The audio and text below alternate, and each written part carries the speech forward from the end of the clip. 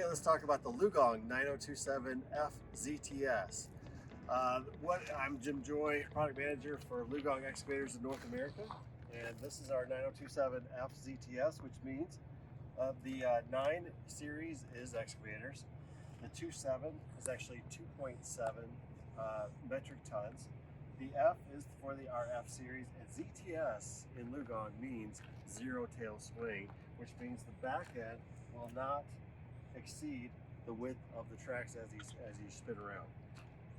So talking about the business end of this machine with the excavator, a few things to point out that shows the durability of this, even with this mini excavator, is the boom is designed with cast steel ends with both the boom foot and the boom nose. Gives it a lot of torsional resistance, a lot of strength.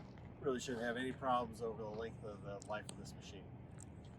We've got a stick set up with auxiliary hydraulics. It's loaded with auxiliaries, whether it's first auxiliary for like hammers and thumbs, second auxiliary for a rotator. It's got the hydraulic quick coupler lines as well if you choose to have a quick coupler on board. The way we bring these in, they all have a bucket and a thumb as standard, so you don't have to worry about getting started in the dirt. This bucket is got a 17-inch width. It's got side cutters that are bolt-on and also teeth that are bolt-on. And then it's got this thumb to clamp up and get the job done. As you move back towards the rear of the machine, one of the things we always put a boom light on there for nighttime work or in the evening. We've also got lights up on the cab as well. Here we've got centralized lubrication, ground axes. Everything here is very easy to get to, but the ones that are a little bit tighter, we've got these greasers here as well.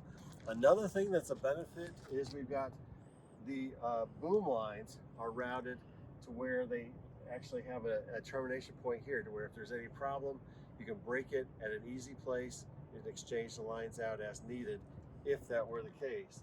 And then of course we've got good protection wrapped on all those lines for longevity and for that durability.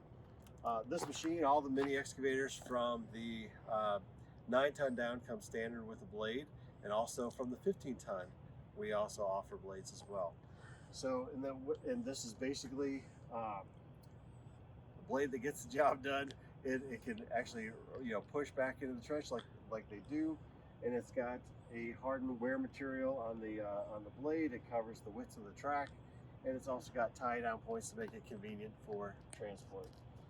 Okay, also on the blade cylinder, we've got good protection there for things that kind of fall in that area. As we know, we've got protection there to keep this thing running in the day instead of having problems.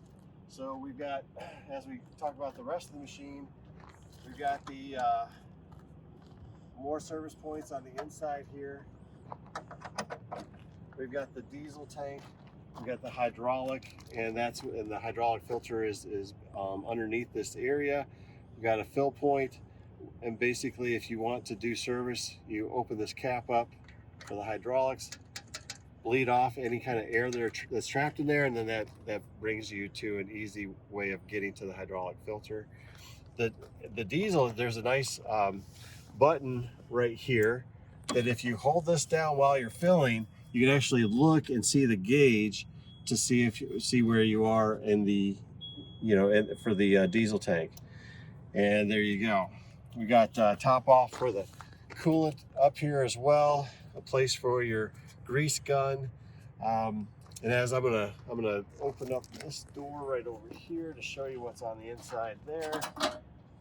Again, easy access to the coolers. We have screens that are easily removable by pins there that you see, and so that we don't have a lot of debris or big debris getting into the fins of the main coolers for the engine and the hydraulics. We've got a main master disconnect switch here.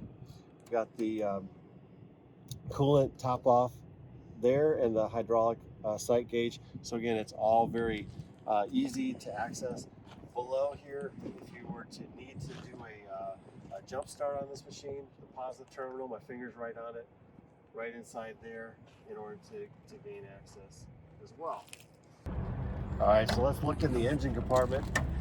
And the engine that we have here is a Yanmar. It is a globally recognized name in quality engines, and it really has great durability. What we're seeing here is easy access to the service points. We've got an oil fill, we've got the fuel water separator, we've got the fuel filter. Down in here, I've got my finger right on the oil filter as well, and then the air filter. Now with the air filter, what we're telling people is that it's no longer do you blow out the air filter and shove the old one back in. The idea to keep the contamination down, keep the longest longevity for the machine, for the engine, is to basically remove an old air filter when the monitor tells you that you need to. That way you're getting in there as little as possible. And then once you pull that out, clean the housing, and then put a fresh one back in, you're good to go.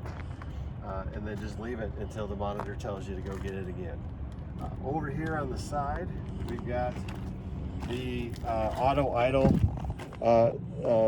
system right here, and then off the pump there's a test port as well. So we've got all these service points very easily accessible in this compact frame. All right, so from there let's move around to the front side. These all come with rubber tracks, work really well, got good protection for the bogey wheels. And then let's come on into the cab area. All right, so we'll hop in, buckle up, and so when I get in the cab, I feel pretty comfortable being able to get access to the hydraulics. My legs have plenty of room, and then here we've got the ability to open up windows both to the front and then also crack it open on the back as well. All right, and then we've got overhead windows to go up and down. This lower one can actually pull out, and so you can have that open air on nice days. Okay, and then the hydraulics, these are Hengli hydraulics with the Hengli joysticks. They work great. They've got the thumb wheel controls for very precision type operation with the auxiliaries. We've got different, we've got our monitor here that's got the fuel and the temperature as basic displays, but we also have functionality that if I hit the key and light that up, it's got all the indicators on the side, but things like it's got auto idle capability. It's got the ability to cut the travel motor, or let's say right now this is a low on diesel being in the storage yard. I can actually cut that sound off.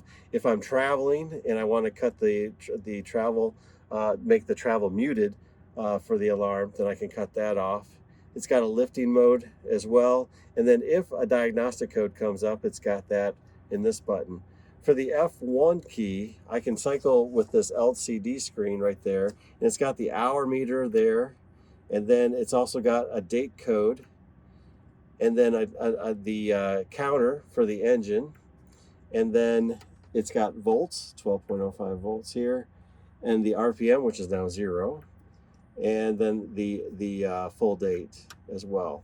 So then what I like about this design is that it's got the auxiliary controls right here, right in front, so that you can dial in if you want let's say the boom swing to be faster or slower. You can dial that in counterclockwise to slow it down, or clockwise to speed it up. Turn them both clockwise and you've got full speed. Right now, this particular machine is set up to where the first auxiliary is just set up for a hammer, and then the second auxiliary is set up for the thumb or the boom swing. And I'm going to demonstrate that real quick. So just lock the hydraulics, start it up, got belt on. And if I pick the boom up,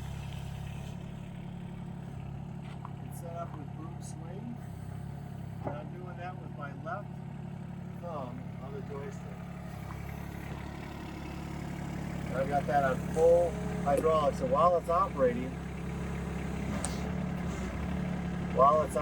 I can actually dial that down to be as slow or as fast as I want. Because of course I'm in low RPM mode. I'm just dialing that up or dialing it down to almost to 0. And then I'll set that back up. Okay. And then if I hit this button on the joystick once, you can see that it shows an auxiliary mode, and it switches the auxiliary now to be the thumb action the way this is plumbed.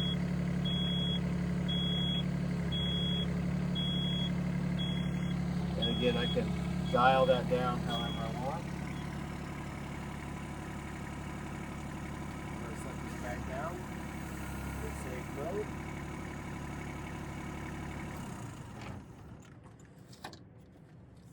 And that's the basics of the WalkAround in the 9027F ZTS.